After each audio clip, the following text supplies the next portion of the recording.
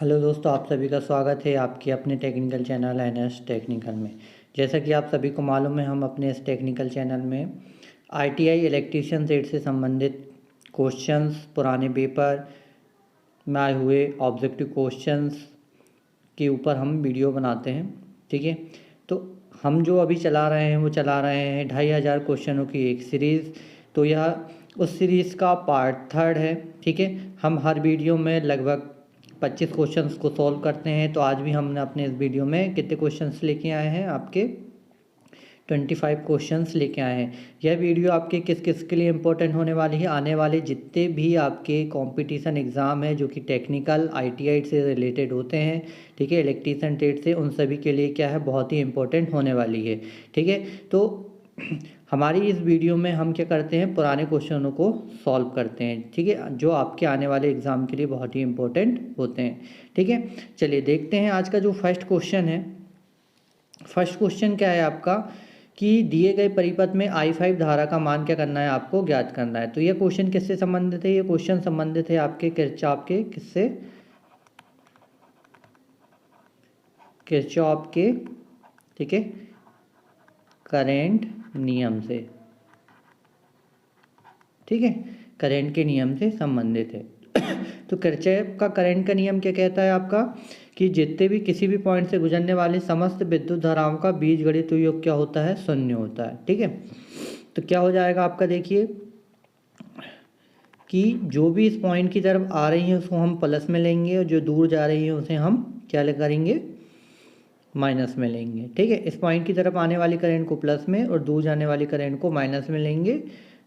ठीक है, और सबका बीजगणित योग क्या करेंगे, शून्य करेंगे। ठीक है, तो चलिए देखते हैं। 2 एम्पियर की करंट क्या है, पॉइंट की तरफ आ रही है तो उसे हम प्लस में लेंगे। 2 प्लस क्या हो जाएगा 10 प्लस आपका 3 माइनस क्या हो जाएगा 4 माइनस I5। इसका मान आपको निकालना है, राइट। चलिए देखते हैं। आपका 10 प्लस 2 कितना हो गया, 12 प्लस 3 कितना हो गया 15, 15 माइनस 4 कितना हो गया आपका 11। ठीक है, तो यहाँ पे आपका निकल के आ गया I5 का मान 11, ठीक है, एम्पियर। ठीक है, तो इस क्वेश्चन का सही आंसर क्या हो जाएगा आपका, बी नंबर का। ठीक है, क्या क्वेश्चन का सही आंसर क्या हो जाएगा, बी नंबर का हो जाएगा, राइट। चलिए देखते हैं नेक्स्ट क्वेश्चन आज का।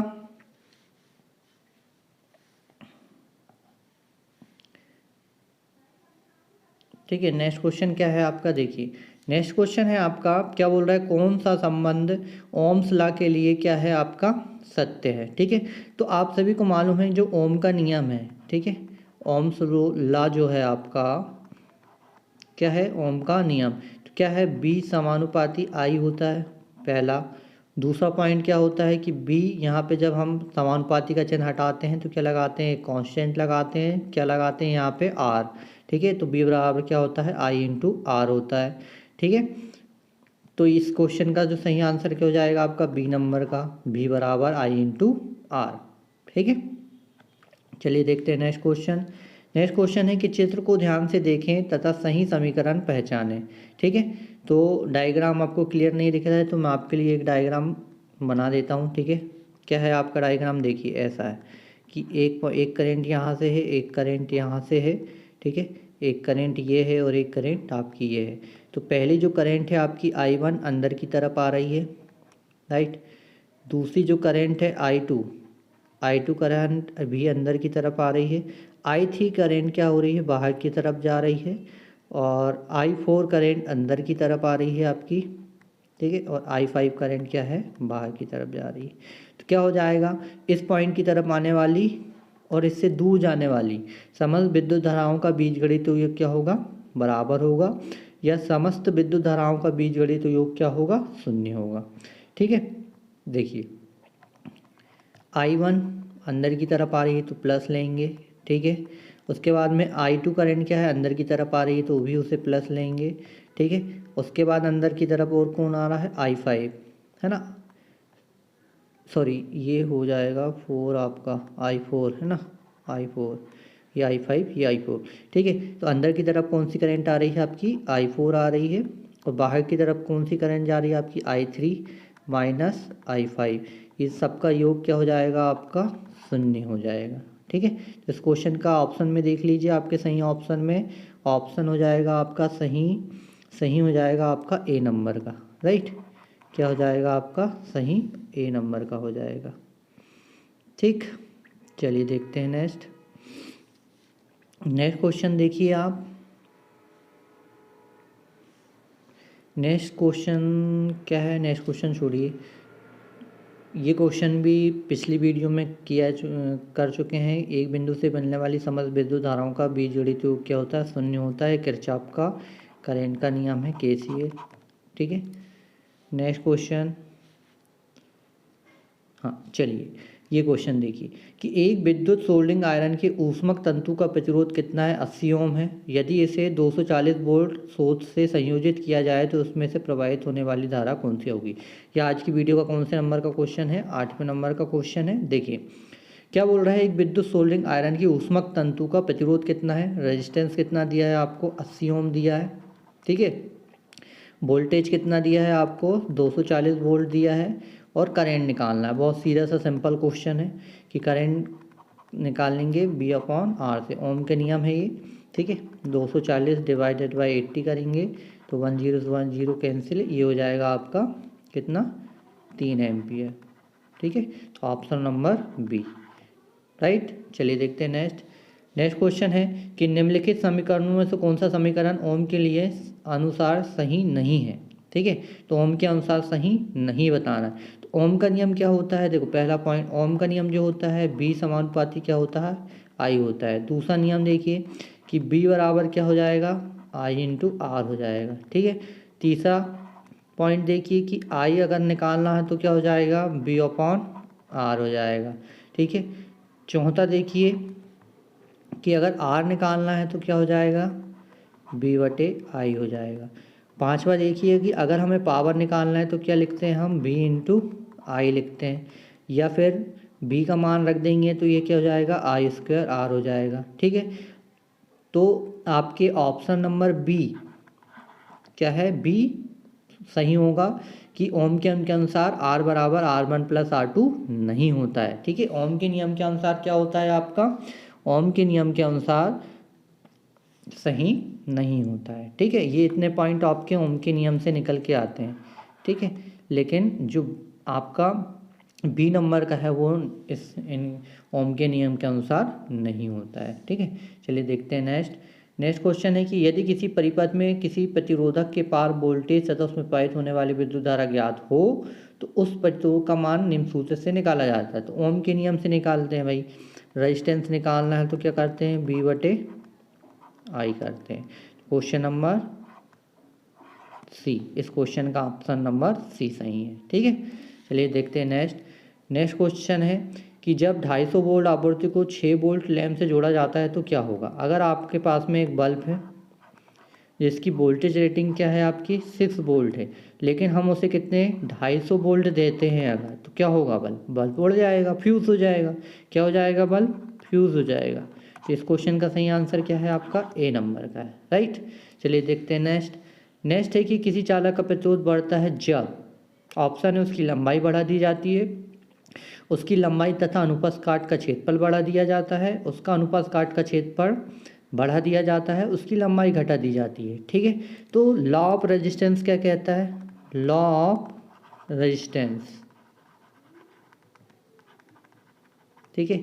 लॉ ऑफ रेजिस्टेंस के अनुसार क्या होता है कि अगर किसी रेजिस्टेंस से R तो उसकी लंबाई के क्या होता है, समानुपात में होता है। दूसरा क्या होता है, उसके अनुप्रस्थ काट के क्षेत्रफल के क्या होता है, व्युत्क्रमानुपाती होता है। तीसरा क्या होता है, पदार्थ की प्रकृति पर डिपेंड करता है, ठीक है। तो अगर हम उसकी लंबाई बढ़ाएंगे तो रेजिस्टेंस भी क्या होगा, रेजिस्टेंस भी बढ़ेगा। अगर हम उसके अनुप्रस्थ काट के क्षेत्रफल को बढ़ाएंगे तो रेजिस्टेंस क्या होगा आपका, कम होगा, ठीक है। तो उसकी लंबाई बढ़ाएंगे तो रेजिस्टेंस का मान बढ़ेगा। तो इस क्वेश्चन का सही आंसर क्या होगा आपका, ए नंबर का होगा, ठीक है। चलिए देखते हैं नेक्स्ट है कि एक तार जिसका प्रतिरोध 10 ओम है मूल लंबाई की 3 गुनी खींची जाती है तो नया प्रतिरोध क्या होगा, राइट है। अगर हम मान लें कि रेजिस्टेंस क्या है आपका, ठीक है, रेजिस्टेंस मान लें कि रेजिस्टेंस का जो, देखिए आपका मान लीजिए कि जो रेजिस्टेंस R1 है, ठीक है, कितना दिया है, 10 ओम दिया है। मान लीजिए इसकी लंबाई क्या दी गई है, ठीक है, लंबाई L1 बराबर क्या है, L है, ठीक है। अनुप्रस्थ काट का क्षेत्रफल A1 क्या है, A है, ठीक है, L मीटर, ठीक है, और ये मीटर स्क्वायर। अब अगर क्या बोल रहा है, उसकी मूल लंबाई की 3 गुना खींची जाती है, ठीक है। तो नई लंबाई क्या हो गई आपकी, जो नया लंबाई है अपन ने खींच दी है उसको, ठीक है, तो क्या हो गई है, पहले लंबाई कितनी थी, L थी, तो 3 गुनी हो गई।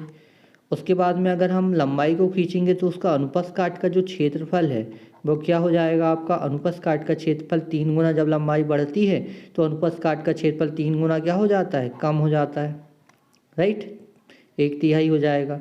तो हम जब इस का मान रखेंगे R1/R2 बराबर L1/L2, ठीक है, इंटू A2/A1 में, ठीक है, रखिए। R1 का मान कितना है, 10, R2 का मान कितना है, देखिए R2 का मान आपको निकालना है। L1 का मान कितना है, L, L2 का मान है 3L, ठीक है। A2 का मान कितना है, A/3, ठीक है, और यहाँ पे A1 का मान क्या है, A, ठीक है। को सॉल्व करेंगे तो 10/R2 बराबर L/3L इंटू A/3A।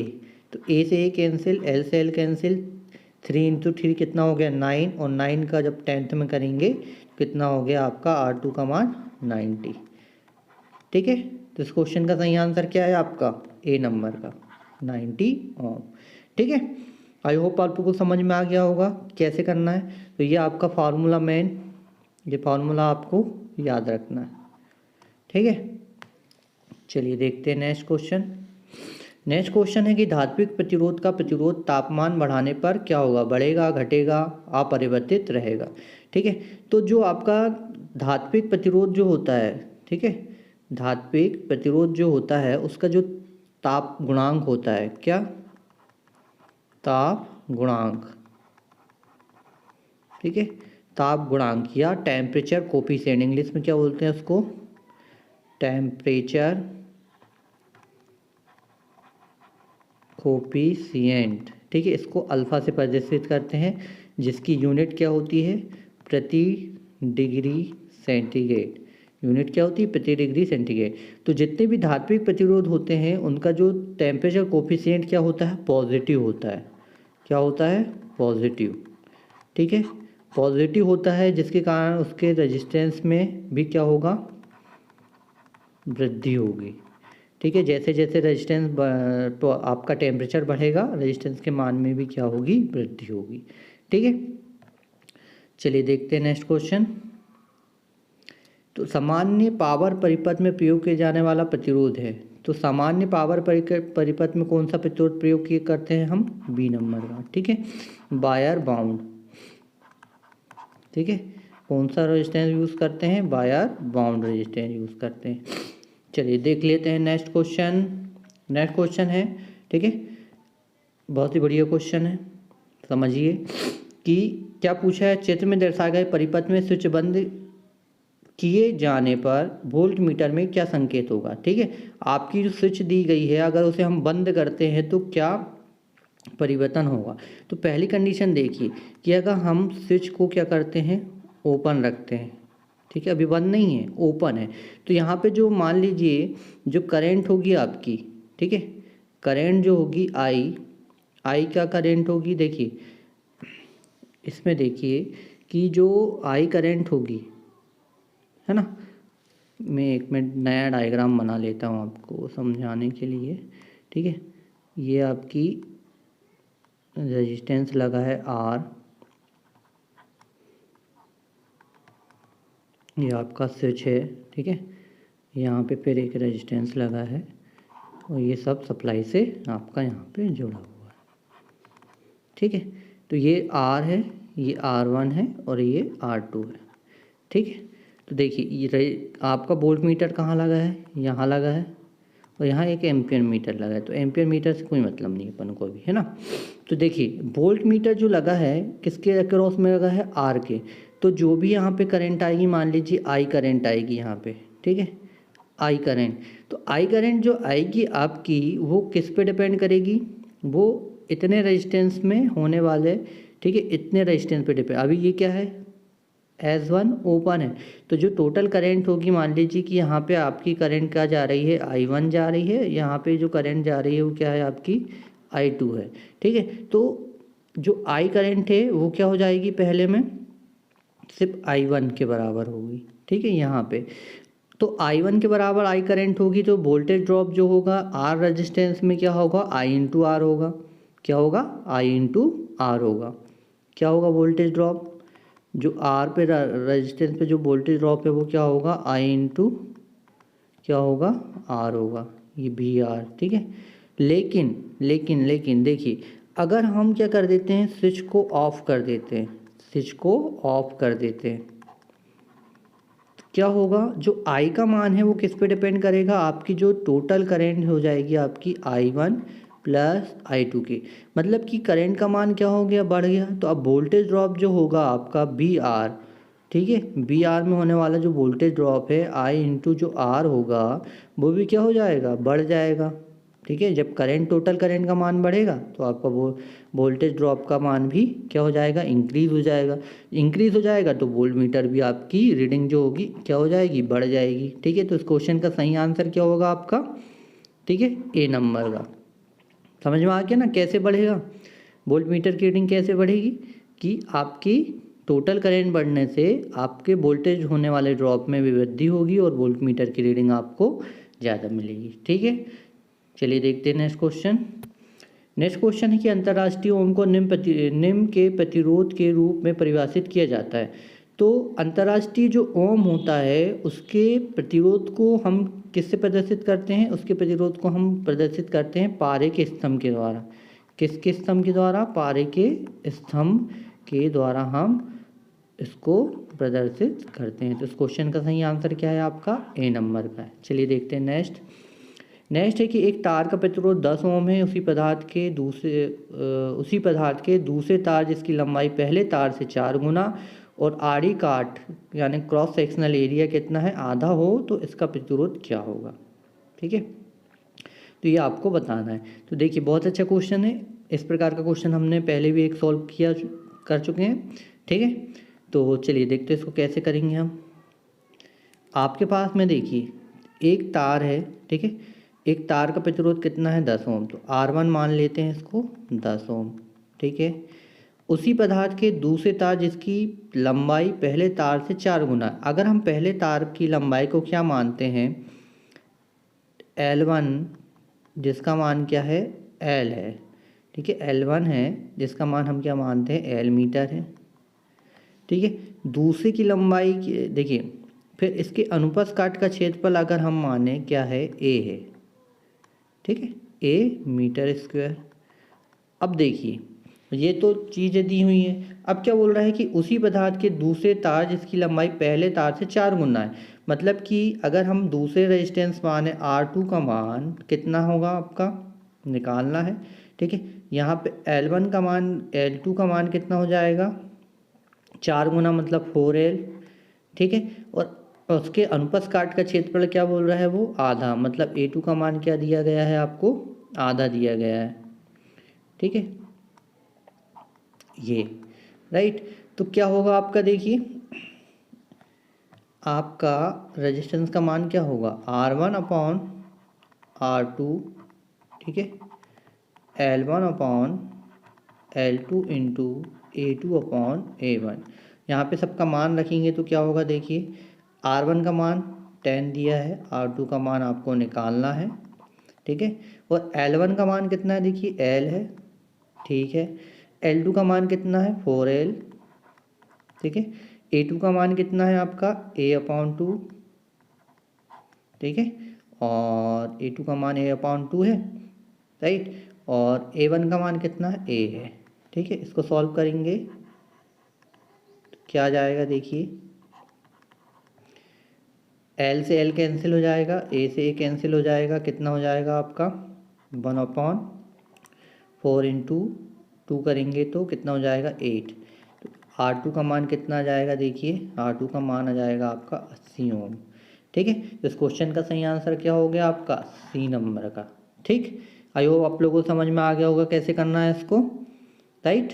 चलिए देखते हैं नेक्स्ट क्वेश्चन।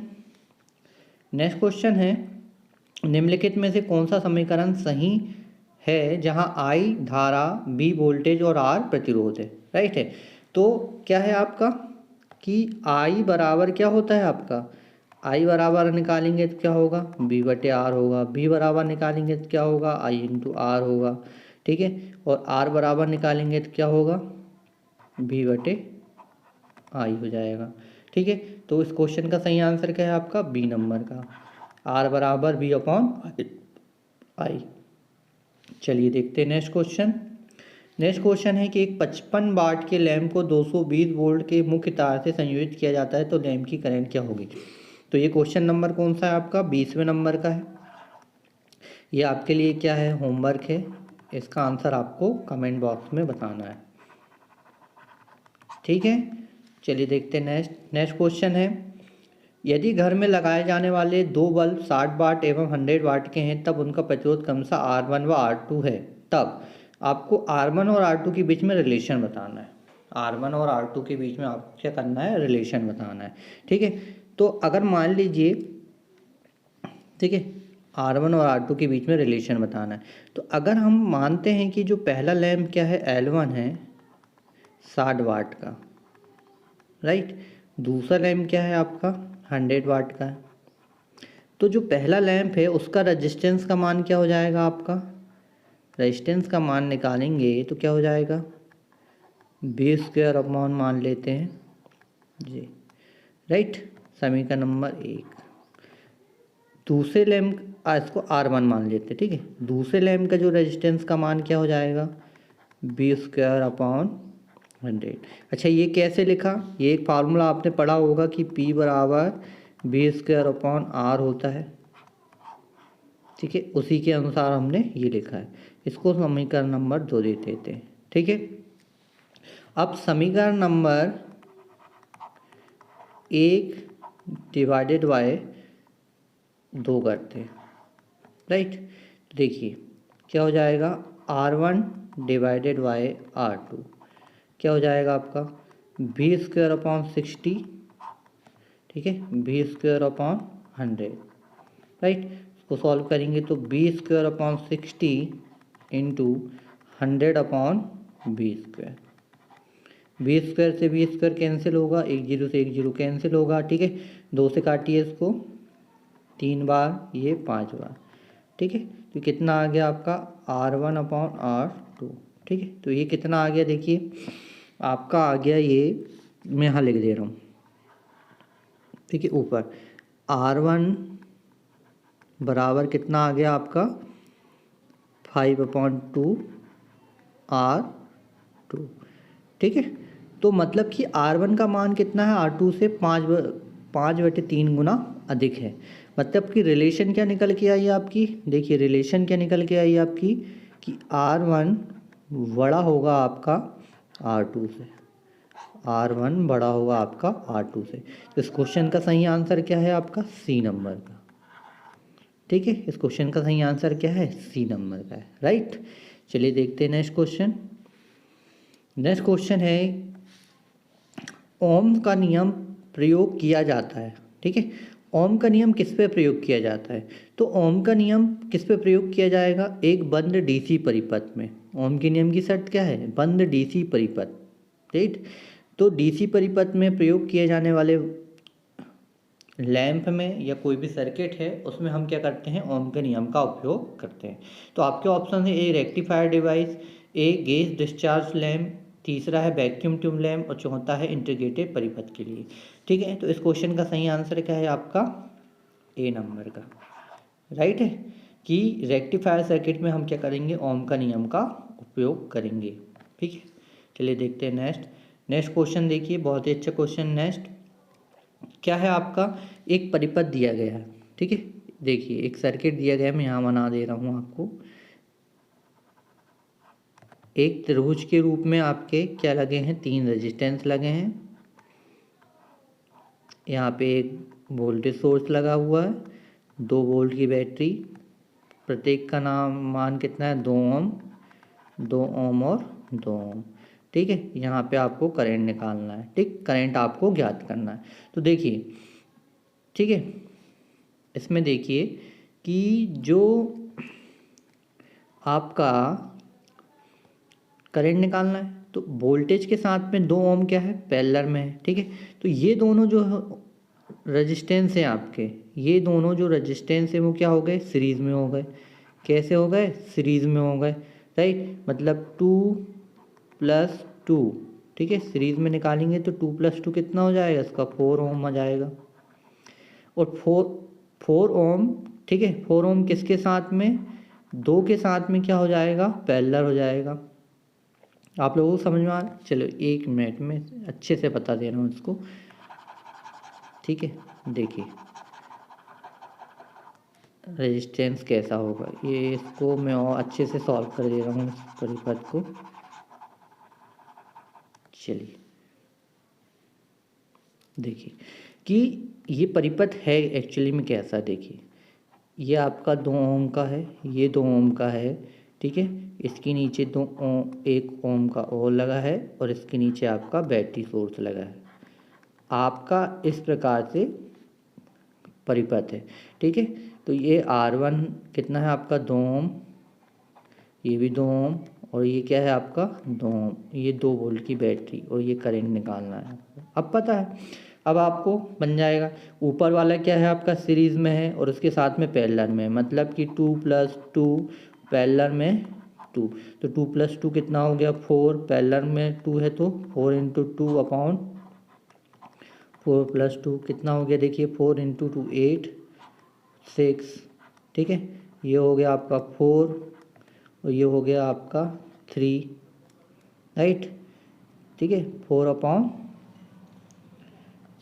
2 4 × 2, ठीक है, कितना हो गया 4/3। राइट, 4/3 आ गया। अब करंट निकालना है आपको, तो वोल्टेज अपॉन आर, वही कितना है, 2 है। ठीक है, आर कितना निकल गया आपका, 4/3 निकल गया। इसको सॉल्व करेंगे क्या हो जाएगा, 2/4 इंटू कितना है, 3 ऊपर चले जाएगा, है ना, तो 1 से काटेंगे 2 बार, तो 3/2 बराबर कितना आ जाएगा, 1.5 एम्पियर। तो इस क्वेश्चन का सही आंसर क्या हो जाएगा आपका, ए नंबर का। राइट, सही ऑप्शन क्या हो जाएगा आपका, ए नंबर का हो जाएगा। ठीक है, अब आप लोगों को समझ में आ गया होगा। ठीक है, कोई भी डाउट हो कमेंट बॉक्स में लिख के बताइए आप। ठीक है, नेक्स्ट है आपका कि 1-2 ओम प्रतिरोध में कोई धारा नहीं है तो निम्नलिखित परिपथ का समतुल्य प्रतिरोध होगा। ठीक है, देखिए आपको सर्किट कैसा दिया गया है, आपको जो सर्किट दिया गया है वो इस प्रकार से दिया गया है। देखिए यहाँ पे 2 ओम का रेजिस्टेंस है। ठीक है, एक यहाँ पे लगा है, एक यहाँ पे लगा है, एक यहाँ पे लगा है, एक ही लगा, ये 2 ओम का है, ये 10 है। ठीक है, ये भी 10 और ये भी 10, और एक वोल्टेज सोर्स ये लगा है। तो इस प्रकार का परिपथ आपने पढ़ा हुआ है, किस में पढ़ा हुआ है, बीट स्टोन ब्रिज में। किस पे पढ़ा हुआ है, बीट स्टोन ब्रिज पे पढ़ा हुआ है। ठीक है, तो कभी भी क्या बोल रहा है, 2 ओम में से कोई क्या है, करंट नहीं जाएगी, तो इसमें से कोई भी करंट क्या है, फ्लो नहीं हो रही है। मतलब कि आपका जो 2 ओम का जो रेजिस्टेंस है यहाँ पे क्या हो जाएगा आपका, ये ओपन हो जाएगा, ये क्या हो जाएगा आपका, ओपन हो जाएगा, मतलब यहाँ पे कोई भी करंट नहीं जाएगी। जब यहाँ पे कोई भी करंट आपकी नहीं जाती है, ठीक है, बीच वाले परिपथ में, बीच वाले रेजिस्टेंस में कोई भी करंट नहीं जाएगी, तो ब्रिज आपका संतुलित कहलाएगा। संतुलित ब्रिज में क्या हो जाएगा, देखिए संतुलित ब्रिज अब किस प्रकार का हो गया, देखिए परिपथ आपका, एक रेजिस्टेंस ये हो गया आपका, एक ये हो गया। ठीक है, बीच में से ये आपका ओपन हो गया। ठीक है, एक रेजिस्टेंस यहाँ, एक रेजिस्टेंस यहाँ, ये यहाँ से आपका वोल्टेज सप्लाई हो गई। ठीक है, ये 10 ओम, ये भी 10, ये भी 10 और ये 10। ठीक है, अब क्या हो गया, ये दोनों सीरीज़ में, ये दोनों सीरीज़ में हो गए। ठीक है, 10 ओम 10 ओम। ठीक है, तो 10 + 10 पैरेलल में 10 + 10। ठीक है, तो ये 20 पैरेलल में 20, मतलब 20 × 20 अपन करेंगे तो 20 + 20, ये हो गया आपका 400 / 40। कितना आ गया आपका 10 ओम। ठीक है, तो इस क्वेश्चन का सही आंसर क्या हो गया आपका डी नंबर का। ठीक है, 10 ओम आ गया। तो आज की वीडियो में इतने ही क्वेश्चन। ठीक है, तो इस वीडियो को अधिक से अधिक मात्रा में लाइक कीजिए, शेयर कीजिए, सब्सक्राइब कीजिए चैनल को। ठीक है, तो अगले मिलते हैं अगली वीडियो में हम।